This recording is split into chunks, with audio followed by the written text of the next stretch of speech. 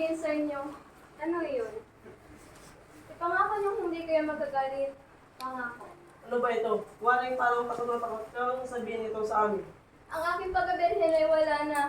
Ito'y nakuha na isang matipunong lalaki na siya kaya ni Sean Carl.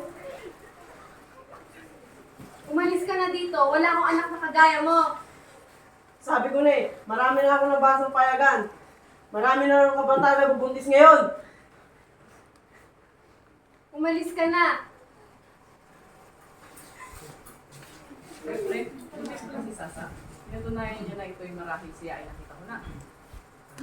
Sa tingin ko, mas maganda kung may palaglag nyo na ng bata upang walang sagapan. Ano ka ba? Masaya kami sa aming desisyon. Bagaman kami ay naghihirap ng mas mahal lang ng mga doon ang mga Pinatado kayong dalawa. Sana masaya ka sa inyong desisyon.